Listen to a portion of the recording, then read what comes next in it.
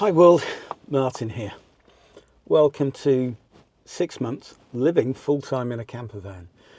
And I'm going to do a list, maybe there'll be 10, maybe I'll do more, of the positives, why I do it, what I like, what you might find. And if I think of any negatives, well, there are a few, like the broken windscreen.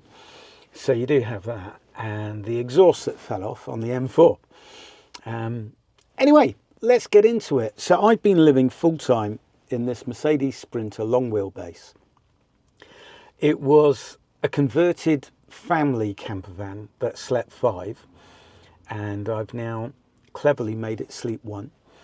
I took out the awesome rock and roll 3-seater with 3-point lap harnesses sofa bed and sold that, which recouped almost $1,000 over the purchase price of this van. She's 23 years old, 24. And then my son last Father's Day came round and built a wonderful sofa, which makes do as an extra bed should someone be here. But let's cut the chase. Let's get on with what living full-time in a van in the UK is all about. Number one, for me, it's the freedom to explore.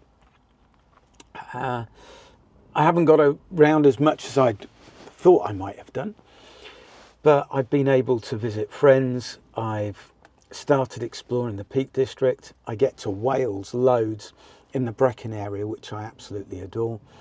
I can go there whenever I like. I've been up to Anglesey and then explored the Snowdonia National Park. But it's just getting up and knowing I can be anywhere. I can enjoy any part of it.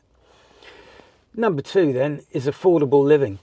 So the day I moved into here, I started saving almost $2,000 every single month. Now I know we've got other costs, right? But I'd already got the van. So people say, yeah, but you're spending out on your tax, your insurance, your MOT. But I'd have that anyway. The cost that I absolutely cut down straight away was the $1,100 in rent, which was going up to $1,300. Council tax, which was over $200. The heating, which was gas and electricity, was over $200 as well. And that's just me. I mean, it was getting ridiculous. During the height of winter, at the most, I was spending £10 a week to heat this van with my diesel heater. I took out the 2 kilowatt and put in a 5. I'd recommend that. You always have more. It takes less than 5 minutes to heat this van up when I wake up in the morning. And I live a more frugal life. I like the minimalism. But then, so number 3, I'm closer to nature.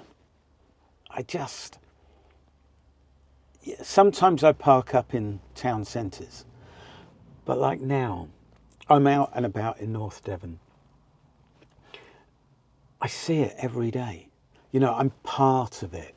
And I like that mindful connection rather than just existing and getting up and doing the commute. And I know some of us have to work. You know, I've chosen to opt out to save my sanity. I could settle down and get another job, but I want to live. So I'm out there. I'm waking up to beaches, to reflections over reservoirs, to sunrises every single day. And it's just fab. It's wonderful. Number 4 is the minimalism. I now focus on me. All right, I'm not focused on this year's latest gadget. This is the first year I haven't bought the latest mobile phone or the latest watch. You know, that was a negative habit of mine. I'm happy with what I've got. I'm not in that corporate structure of having to have a new car and allow my friends to define me by my financial success. I mean, they all think I'm batshit crazy and bonkers doing this. But I wake up and I appreciate the now, the day. Yeah, it's just, that's my number 4. And 5 is the community. I don't always fit in with most people. And there's a really divergent sort of group that van life on a regular basis. But everywhere I go, if I park up near a group or just a single other van lifer, you connect, you bond, you look out for each other, you help, you ask, if they need anything, it's just, it's community. And then number 6, for me, it's flexible working. So I earn a very, very modest living. We're talking well under the tax threshold for paying any tax by running a podcast. So that's like the sister companion to this channel. It's an audio podcast. It's daily meditation, which transformed mine and thousands of other people's lives. It used to make more than my old NHS salary, but it's slacked. It's fucking shit. But that and a very small pension from the NHS, I live under £1,000 a month. All right. Would I like more? Of course I would. Am I okay with what I've got? Yeah, because this is what I do. I don't strive for that next pay rise, for a bigger mortgage, a bigger house, a bigger holiday. My life has meaning and purpose doing what I do. But I can work from anywhere. With the mobile Wi-Fi setup I have, insert link to the video I did on that, works wonders for me. And then number 7, this is me specific, gives me access to more wild camping spots. I like, with my camping setup, being able to park up, especially since I'm down in Devon, I'm near Dartmoor. You can park up legally and then go onto Dartmoor for days on end, really connecting. Now, I don't do that in the winter. Yeah, fair weather camper. I don't mind the rain. But if it's absolutely horrendous and chilly and snowy, I don't see the point. So I love that. I get access to go off and do that. And I can travel without packing. I can go somewhere else. I can plan a holiday because my life is a holiday. So in a week or so, I'm going to be down in Cornwall. I'm going to start prepping my body and my breathing techniques for my snorkeling and freediving.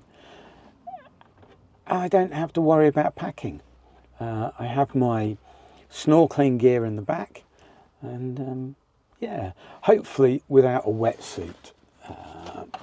Right, number 9, the spontaneity of it. I can wake up in the morning, be somewhere and think, oh, I want to go there. And just do it, beholden to no time constraints, no one else. And is that selfish? No, I've led a good life, and I've been a family man, I've raised 2 kids, I've done the structured part, and now, age 60, I want to explore the world around me, and I want to find me. I want to be happy. Not that I'm not happy, but I want to be at peace with all that I've been and my past. And 10 for me, I truly appreciate living. If you're on the cusp of taking that plunge, the one thing that van life does for me is I appreciate every moment, even the bad bits, like getting this window fixed. Will I get it fixed? Yes, I will phone up the insurance.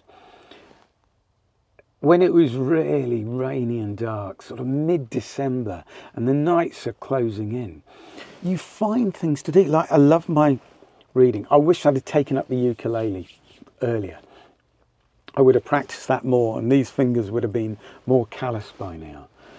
But all of it is there to be explored, appreciated and enjoyed. And there's no reason that you can't do the same.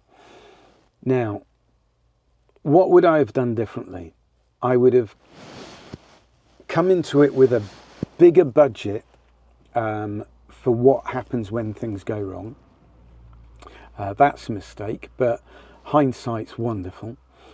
I would have put this van in not just for an MOT and service, but an absolute good going over, because times are tight, and I have to do everything myself, and I think this will need some welding soon. So a big budget before you jump into it. But if, like me, things go south really quickly and you find yourself doing it, you don't have to move around. Okay, I only move long distance. If I really, like last week, going to see my dear friend Martin, that cost me a few £100 in diesel.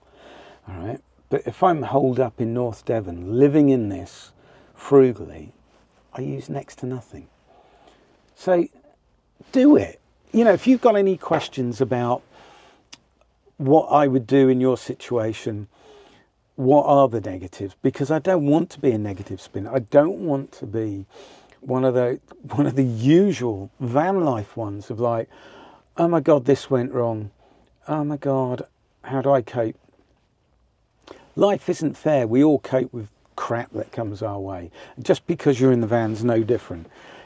You got insurance for a reason. Now I know with house insurance it fixes roofs, leaky roofs and things like that. But there's a great catalogue of help and knowledge out there on the forums. Bye that camera. End of 360 footage. So that's me. This is my life. I've been to some fantastic places in 6 months, and here's a montage of them. And I'm looking forward to the summer, to do a full summer exploring the coastline of Cornwall, which is really difficult because getting one of these long buses and tall ones on some of the car parks is tricky. But there's going to be lots of wonderful moments ahead this year. And then coming back up here, I'm going to park the van up for a week and go away on my motorbike with my tent. So just because you live in a van doesn't mean you can't be on a motorbike. That makes sense, doesn't it? So thank you for watching this one. If you like my more positive spin, my eclectic, mindful approach to living in a van and finding the good in the world around you, give it a like, give it a subscribe, hit that notification so that when I upload, which is every Thursday around, it was 6 o'clock, but the algorithm tells me to do it about 4. Come and join me. Let your friends know. Have a great day, everyone. Truly, totally appreciate everything you're doing. I'm just seeing how long this is. And yeah, jump in, join me. And if you're not into van life, but you just like watching my eclectic bumblings, mainly around the Devon area, but I go further afield. May time, I want to be up in the Peak District for a while, and Brecon Beacons. I've got a lot of wild swimming to do. Come and follow along. Yay! Wow! Wow's awesome. Let's get on. Let's get going. I'm just going to show you how good my immobiliser is. Will it start? Oh my God! It started first time, which is a damn rarity for me. Let's go. Let's off-road, Baz. Is fab, innit? I'm going to go and do some shopping now, and then I'm going to phone up the insurance company and find somewhere where they can come and help me and put a new windscreen in. I will keep you informed. I will see you guys hopefully on Sunday when I do my mindful musings, if you're interested in being happier with what you are in your head.